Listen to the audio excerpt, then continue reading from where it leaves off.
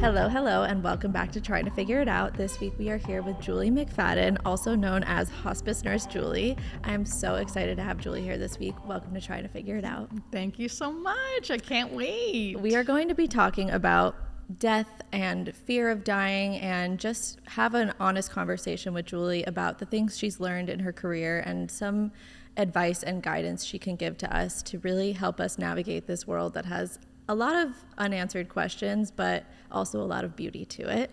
Since I can remember, my biggest fear in life is dying. I'm afraid of flying. I'm afraid of any sort of adventurous activity that could result in death. Something that really drew me to your content and what you do is that you share people's experiences in their final days. And I feel like you get a firsthand experience of witnessing what that means. And that doesn't mean you know what happens afterwards, but I think that if we can find any comfort in anything surrounding death, then that's a really, really amazing thing. So I really wanted to have you here just to talk about all the things. I love it. I love it. Guess what? You are so normal, by the way.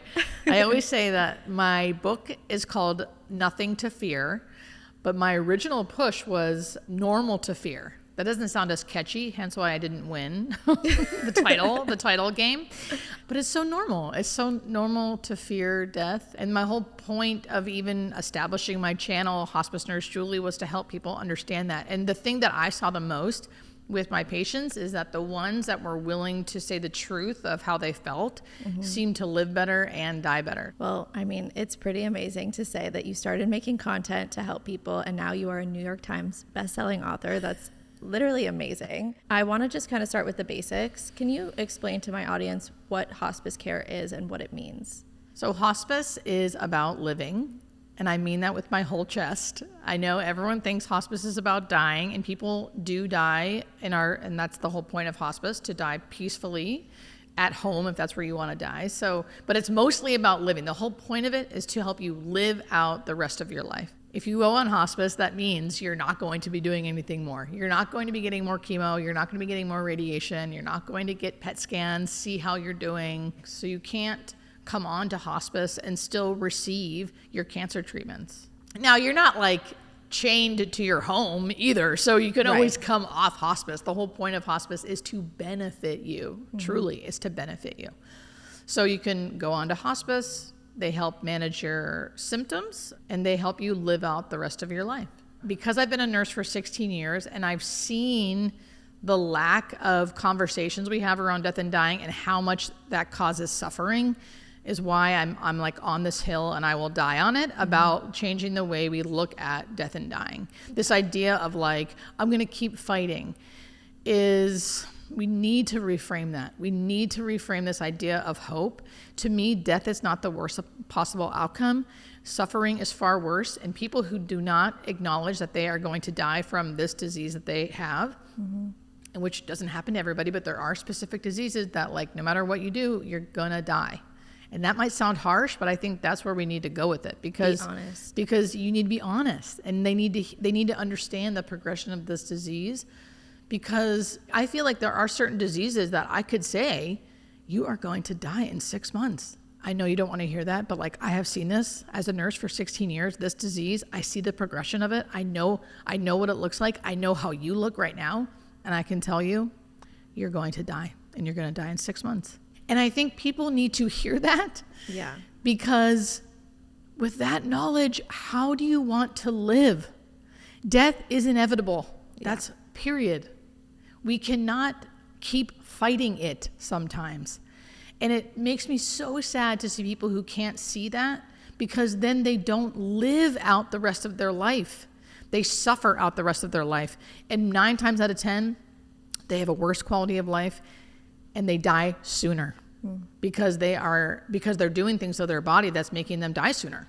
We need to start being a little more brutally honest with people. I think we always say it like this: there's not much more we can do. You're basically at the end of the road for treatment, but let's give you a couple months. Let's give you a couple months off this treatment. Let's see how you're feeling in a couple months, and maybe we can restart chemo. This makes me honestly want to start crying when I hear my patients say this to me. This is what their oncologist, they'll be like, my oncologist said this. And it makes me want to start crying because I want to be like, that is so unfair. That's horrible. Because that oncologist knows. You've been doing this long enough to know that in 2 months they're not going to be feeling up for it. They're probably going to be dead. They're probably going to be dead. Mm-hmm. And again, I know we were talking earlier about how blunt I can be, and I want to be this way to change the culture, to change the narrative, to not have the word dead, the word dying, the word death be so hard hitting. I think it's so hard hitting because we don't ever say it. Yeah. And I think it's so important we start doing that, because people will live better and they will die better. And I've seen it with my own eyes. What is like the first few steps? Someone makes the decision to go on hospice. They come to you. What are the initial days like for you? What are the conversations you're having with patients? Well, the first steps are you would get a referral to hospice from a doctor, or you could even do it yourself. But you do have to have a terminal illness with less than 6 months to live. There is a criteria to get onto hospice. And then a hospice nurse or social worker will come out. In that first visit, we have you sign paperwork and all these different things that you sign up for, and we explain what you can expect. Mm-hmm. And we order equipment for you, so whether that's a hospital bed or a commode for going to the bathroom because it's hard. There's different things you need to kind of set up in the house to like make your life more comfortable. Right. I always ask a lot of questions about like what they've been noticing about their physical body, and do you have any questions for me, and kind of open it up to have a conversation about their end of life. And I always word it like everyone has an end of life journey. Mm-hmm. This is going to be yours, most likely. So what questions do you have about it? What are you curious about? People with specific diseases do have different symptoms, and not everyone dying will have a bunch of symptoms, because our bodies know how to die and they're built to do it. Truly, we have like built-in mechanisms to help us die. And if you are dying a natural death, even from something, right, it's a disease that's killing you, but like you're allowing the natural progression to take over, your body has built-in mechanisms to help you do it. Wow. And the more you listen to that, the better you will feel, and the more peaceful you will die. And I do think it's important to curb expectations, because hospice will do about 20% of the work. Mm-hmm. If you are in your home dying, hospice will help you 20%. The rest is your family or friends. Yeah. So the caregivers in your life, whoever they're going to be, are going to be doing most of the work. Mm-hmm. And that is the unfair part, I think. Sometimes you have to be rich to die well, because people will say, how am I supposed to be caring for my dad? I have a full-time job and a family. What do you mean I have to be here 24/7? Who can do this? And there's not an easy answer. The answer is you either put them in a nursing home, which is still super expensive, or you hire a personal caregiver, and that's very expensive. So right? Hospice doesn't cover those things? No. What do patients tend to see or experience at the very end? So the very, very end is a phase called the actively dying phase, where it's the most scary for the family and the patient looks the most different. I think it's the most misunderstood. Death is portrayed usually like someone laying in bed and they're like able to give a monologue of like some sort, right? And then they like close their eyes and then they die, and which is not how it happens. So the very last phase of life, they are usually unconscious and they're not saying or doing anything. So they're unconscious, and that's more for the family to know, right? Right. I think the person in that stage is okay. That last phase of life, they're not experiencing much. They, I think, are kind of somewhere else. They are unconscious and their body is like doing the work of letting them die, right? And it's the family around them understanding that and knowing that they are not suffering, that they're okay, that everything that's happening is biological and okay. Now, before that phase, right? Before that phase, there's usually like a steady decline. And the main thing you see is sleeping a lot, not eating and drinking. Sleeping a lot, not eating and drinking. And that is happening because, like I said before, our bodies are built to die. And the main thing it does to help us do that is it turns off the hunger and thirst mechanism in your brain. So you're not hungry, you're not thirsty, and makes you sleep a lot. That's the main thing you see. Along with a functional decline, meaning like they were up and walking around, living independently, and slowly, they start becoming more dependent on someone else, which is the really, really hard part. No one, it's hard to be dependent on other people. Right. And that is like really the crux of it all. It's like you just see that. You see their dependence going up on other people and eating and drinking going down. How do you support a patient who, has just accepted their fate or is trying to accept it, comes to you and it's their first week working with you? Let's say they just have a full-on breakdown because they're so scared. How do you support a patient going through something like this? I think the main thing, not just me, but if anyone is experiencing their loved one having a breakdown because of what's going on, the main thing will be to just listen. Just listen. Let them break down. Let them have the breakdown. If they are even willing to do that, right? People die the way they lived. And if someone has not been able to show emotion or be vulnerable, they are not going to get a terminal diagnosis and suddenly know how to do that, which is the hard part. So if someone's even willing to do that, it's like they're already a step ahead of most of society. Truly, even if they're saying things like, I can't take this is too hard, blah, blah, blah. It's like, let them get it all out because that is real and that is truthful. And either don't say anything and just listen, or say your truth back, which whatever that is, right? As a hospice nurse, they're not my loved one. So like, and I'm used to seeing this, right? So a lot of times I'll say stuff like, I'm so happy you're able to say all these things. Like, there is nothing wrong with how you're feeling. It is really hard. It is really scary.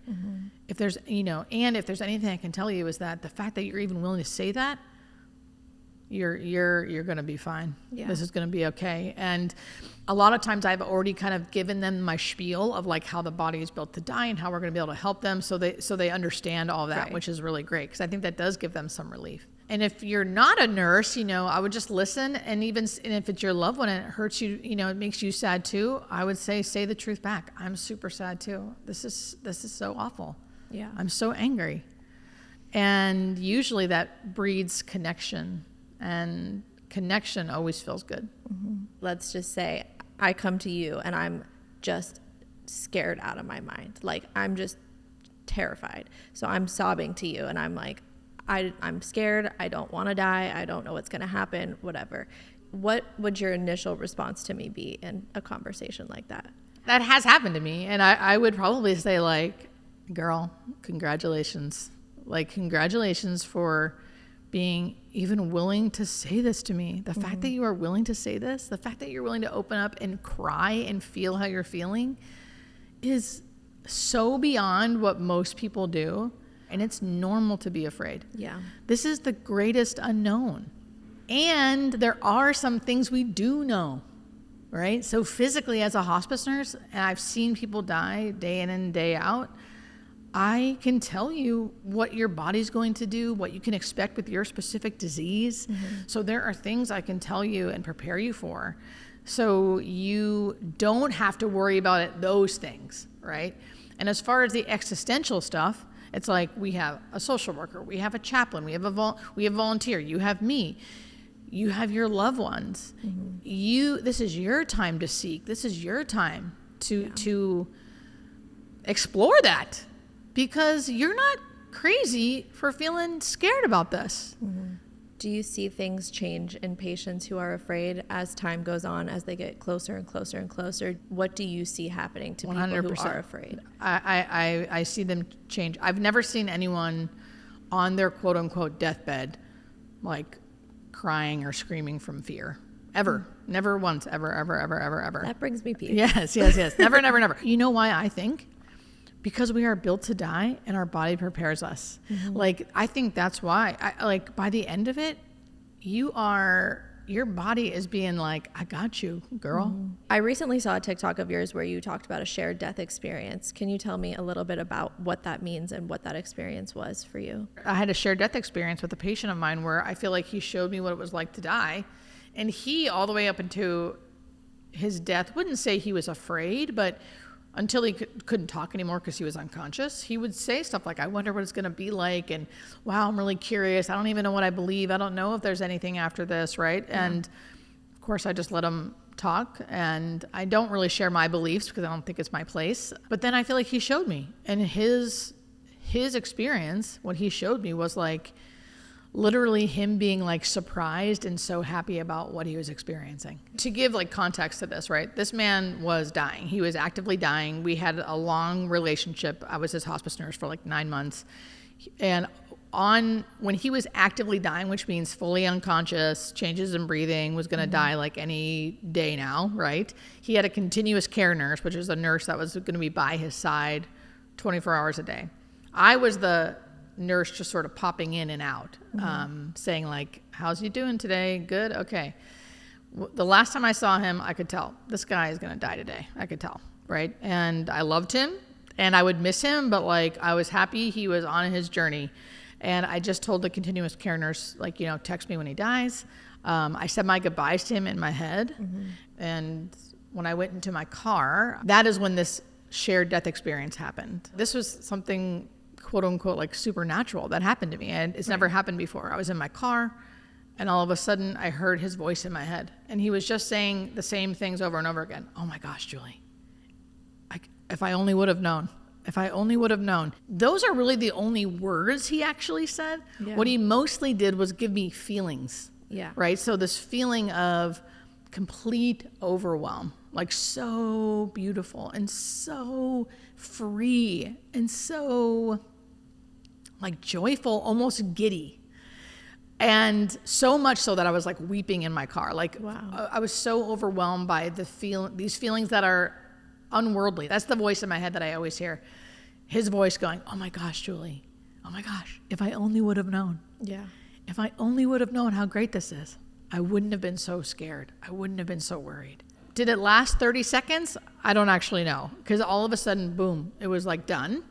And I was kind of back in my car and like wiping tears because I was like hyperventilating from like weeping. And my phone beeped and it was a text from the nurse inside saying so-and-so just died. Wow. So that's why I feel like he kind of showed me what it was like to like whatever you'd call it, crossover maybe, because he wasn't dead yet, I don't think, when he was showing me that stuff. And that is one of the reasons why I don't fear death. Last year you released Nothing to Fear, and in June you released the journal version, which is a guided journal that's meant to help people prepare for the end of life. We have it right here. And I'm very excited about it. I'm going to probably do it as soon as you leave. But talk to me a little bit about the journal and what are some of the prompts in there that are there to help people. Yeah. The book is meant to be an educational book. And once I finished the book, I was like, people need, they're going to finish this book and kind of feel like, okay, well, now what? You tell us to prepare. You tell us to like think about what our thoughts and opinions are about death. So how? And it's basically broken up into 4 parts, where the first part is like the existential stuff. Like, what do you think about death? Like, what does it make you feel? Why? Where have these beliefs come in? And then the 2 middle parts are more about like how to have conversations about it, what to say, what not to say, how to bring it up to your loved ones, because a lot of times you'll try and you'll get met with resistance because people don't want to talk about it, right? And then the last part is real logistical things to do to plan for your end of life. Things like someone you love and trust, that you'll love and trust forever, like my sister, right, knows all of my passwords to my phone, to my bank statements, to my investments, to my email, to my social media accounts, right? Those are all written down in a folder and for her to have. So if something were to happen to me, she can get into my phone. Right. She can get into my email. Those are things you don't think about because you don't think about them. I get it. I wouldn't either. I mean, the only reason why I do is because this is what I do for a living, right? It'll make it easier for your loved ones afterwards. Yeah. And the beginning part, which is my favorite, which is like the existential stuff, where I really get into that, is just more of, what do you feel when people say like death, dying, dead, right? Versus like they're gone or we've lost someone. And why does it feel harsh to you? Why? Like what have been your experiences with death? Yeah. Things like that. So just there's a lot in there. So who would you say this journal is for? I think the obvious ones are people who've either already gone through someone dying, someone who is taking care of someone on hospice right now, someone who has a terminal illness. Yeah. someone with death anxiety, only because I've gotten a bunch of emails from people saying it has been helpful. Yeah. But in reality, who I want it to be for is everybody, because we all are going to die. Yeah. And I think the sooner we really start incorporating that in our life, the better we will live and the more peaceful we will die in the end.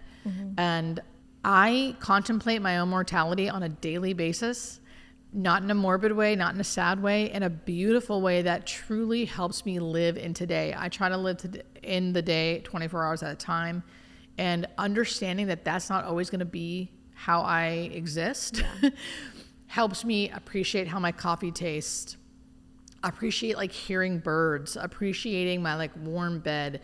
These little things that are everything is what life is all about. And I truly practice that every single day of my life. And because of that, I do think I have a lightness about me. It helps me appreciate here, now, what my life is today, because I know it won't always be. Yeah. Yeah. Was there a time in your life that you didn't feel that way? For me, when someone tells me, you know, you just have to enjoy life while you can and like take every day and appreciate it and live it to the fullest, I'm just like, duh, I know. You're like, if but I that could, doesn't I mean would. I'm not scared every single second of it. No, I have not always been like this. And it's not just my hospice job that has made me this way. First off, it's years of seeking, like you were saying before, how like you're seeking answers, you're looking for things. I mean, I have been doing that for years. And the biggest thing that has helped me, which is a whole other podcast, but I'm happy to get into it because I'm an open book and I talk about this all the time, but me being sober. So I got sober. I've been sober for 9 years. I'm in a 12-step program that I work on a daily basis. That and therapy and seeking and medication and my experiences with my work has created the Julie that you see today. And it's not by any small feat. Some weeks are better than others, but for the most part, because of my experience, because of this thing I practice on a daily basis, I can be free in the day that I'm in. Whew, thank God. Yeah. It seems like you have a lot of peace in terms of watching people go naturally in hospice in that environment. You did mention you were an ICU nurse, but what is your take on someone who has a tragic or unexpected death? What is your advice to families or loved ones of those people? They don't have the time to prepare. They don't have the same peace of, the body naturally shutting down and doing what it's supposed to do. I always say, which sounds horrific, but I always say, like, I feel like you're blessed or like lucky if you get a death like a hospice death, because you can prepare and your body can go naturally.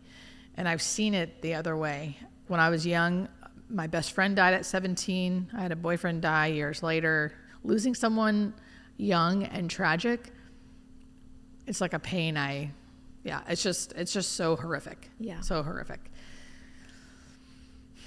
Is there anything you can say from what you've experienced to give those people peace? I think I paused because it gives me pause, because there isn't anything to say. We all want to just say something to make someone feel better. Yeah. And I know that just from my experience, like no one could have said anything to make me feel better. Like when my friend Shauna died, no one could have said anything. Like even now, right? Like it's been 20 some years and I still like chin quiver, like the pain of that. And I think what we need to do more is like just sit with someone who's like that and like not say anything. Yeah. My parents would try to make me feel better and it's like, it doesn't. There's nothing you can say that makes someone feel better. So I think just like sitting with someone and being like, this is the worst. It's so awful. I'm so sorry, Yeah. And that's it. I think as humans, we should maybe learn a little more about like not trying to like bright side things or like say something to make someone feel better, because it invalidates how hard it is. Yeah. Less is more in this situation. Less is more. Let them cry. Let them feel sad. It's so hard. We all want to say the right thing or make someone feel better because, of course, as human beings, we love people and we love them hard. We want to make them feel better. We don't want people to feel bad, but sometimes you have to accept the natural progression of grief and allow people to go through it and just sit on the sidelines while they do. Yeah. And I think be the one person that they can tell you're comfortable with the uncomfortable. Yeah. It's so uncomfortable to sit in that and to like let the silence fall, right? Because we're so used to going, at least there's something, at least and it's like, I think just being comfortable with the uncomfortable, and people get, the one thing I've noticed as a hospice nurse is the relief people get on their face when they see that I'm not uncomfortable with them saying really scary stuff. Yeah. Has there been any one patient that sticks out to you in terms of how they navigated the end of their life? There are so many. There are so many, but the one that always stands out, it's a family. So this patient was not near death. They were walking, talking, doing their thing. So I was just going on a routine visit. And when I went there, he was in bed and like having like a worse day, but it was definitely not anything to like even make me think anything. And the family was all there, like his wife was there, his kids were there, grandkids were there. And I remember thinking like, this is an amazing family. I like love them. They're all joking with each other, whatever. And as I was there, this man was in bed and he had a quick change. I mean, quick. He went lethargic. He looked different. It was like he went from like alive to actively dying, which I see very, very little. That doesn't usually happen in hospice. And I was surprised, but I wanted to make sure the family understood. I was like, oh, you guys, he's had a really swift change here. I think it's okay. He looks comfortable, but I just wanted to let you know, like, he looks a lot different. He looks like he might be in the actively dying phase. They understood. And normally when that happens, no matter how prepared you are, the family can freak out. And that would be understandable to me. This was a swift change. He was talking moments ago. Now he's not. And the family were like, they just switched. The wife got in bed with him. It makes me want to cry every time. The wife gets in bed with him, daughter next to him, grandkids who are young. They didn't swish them out. They let the grandkids be there. And the wife and daughter were just immediately like, I love you. I love you. The daughter was like, I love you, Dad. I love you, Dad. The wife said something I'll never forget. You were so easy to love. I know. Thank you for loving me. You were so easy to love. And they all laid around and just said how much they loved him until he took his last breath. And he died before I left. Wow. And it was the most beautiful thing. And that's why, I can cry about it. And yes, it's sad. I don't want to take away that. It's sad. Of course. But my grief is removed because it's not my dad. It's not my husband, right? So all I really see is like the love. I witness love. Right. And I hear people say beautiful things like, you were so easy to love. Thank you for loving me. When she could have been like, call the paramedics, screaming his name, trying to wake him up. And I wouldn't have blamed her for that either. Like, that's okay. They didn't do that. They made this really scary thing that could have been really scary into the most sacred moment ever. Yeah. And they had these final goodbyes and got to say what they wanted to say, which ultimately was I love you. Yeah. And I left that house this is what life is about. Connection, love, being in an uncomfortable situation and not freaking out and just going I love you, and accepting what is. And I'm so grateful that I get to witness that every day. Yeah. So that is why it's not super sad for me, because to me that's not sad.